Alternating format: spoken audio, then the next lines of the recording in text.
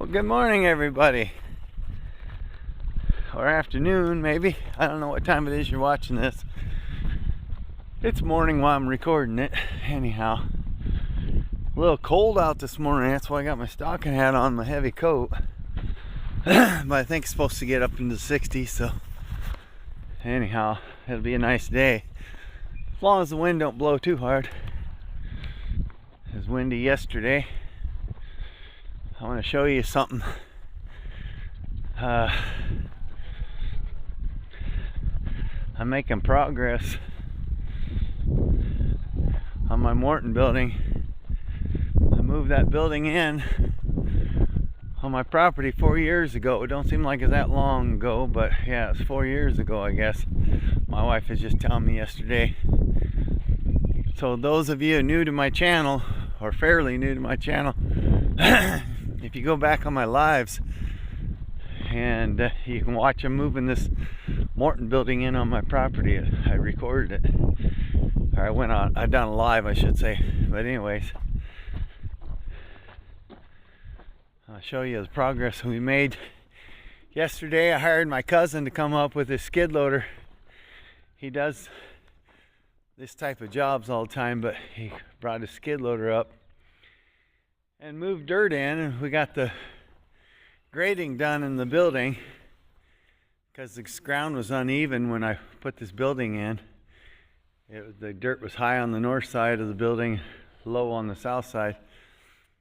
We had to haul dirt in here and pack it down and everything with a skid loader. So we got that done yesterday, and now a friend of mine is supposed to be hauling me some sand so we can put sand in here, level that off, about 3 inches of sand before we pour concrete, put rebar down and stuff. Like I said, I'm going to flip this camera around and show you the progress we made, and hopefully I'll be able to continue recording this in the next few weeks and get concrete laid. Well, there it is. Just a building full of dirt. It's all halfway level.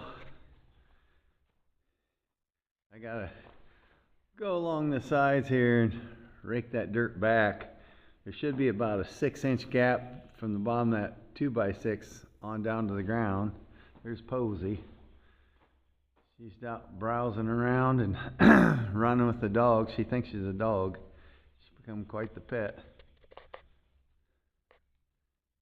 She'll jump and kick and everything. Run around, do spins and jump off things, climb up on stuff, but anyhow, yeah, here's the dirt work. Like I said, I gotta go and move that dirt around the wall here and level it off a little bit and stuff. Like I said, there should be about a 6-inch gap from the bottom of that board down. And over here, you can't tell. I put tin along there because that was about before all this dirt got moved in there. There's a good 18 inches or so from that bottom board. So I had some of this tin that's like on the Morton building. I put along there, screwed it to the post, and then I put dirt on the outside, which I done that last fall. I done a video on that. I packed that dirt in for a backer. Now we put this dirt in here and packed it down, and then we'll get sand in here and get the concrete laid. So I'm glad, like I said, I'm glad this is all done. And get the sand here and get the concrete poured. Then I plan on getting an overhead door. It's got sliding doors. That one's blowing off the track on the one end or something. I don't know, I gotta fix that. But I'm gonna put an overhead door in here. And then my plan on the back of this, on this back end, not too many people know about it, but what I'm going to do is I'm going to make a, I don't know what you want to call it. My friend calls it a man cave, but it's going to be like a little loft type apartment. So up there on the upper part is going to be a 12 foot by 36. This building's 36 feet wide. So it'll be a 12 by 36 living area. It'll be a bedroom down on this corner, And then right over somewhere on this side of this post or on the other side, there'll be a wood stove, probably right about there somewhere. I'll put a chimney kit in and put a wood stove. I have a wood stove. And you see these boards going across there? That's where the floor joists are going to rest on top of them. Of course, the walls can be framed up. Once I get concrete done and stuff, I'll frame it up. But then there's going to be floor joists resting on them 3x6s. Those are 3x6s there, come from that barn I tore down. But from this post over to the corner and out 12 feet, which would be right about there, that area there is going to be a kitchen and a bathroom right in that area right here. And then there'll be stairways just on this side of the bathroom wall. There'll be steps going up to get up in the loft. And over in this area, from basically there to about, say there, it'll come out 12 feet. That will be just like a resting area. I have a booth from an old Subway that's down in Ottawa. My daughter worked there at the time, and they remodeled, and she got me one of the booths out of there. And so I'll have a booth sitting there where I can sit in the morning, drink my coffee and stuff. But in this very corner, 6 feet over from the corner and out 12 feet, which will bring you out to this post right here, it's going to be a walk-in cooler. That's my plans, putting a walk-in cooler in that corner. So it'll be 6 feet wide and come out 12 feet. Come clear out to that post. Anyhow, this post right here. I put that post in, and I'm going to put another 3 posts.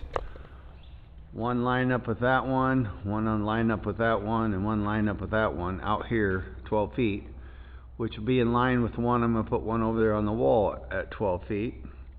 And then that'll be the perimeter of the wall, the outer wall of the kitchen area, and the loft that will be up above. That's why that post goes clear up.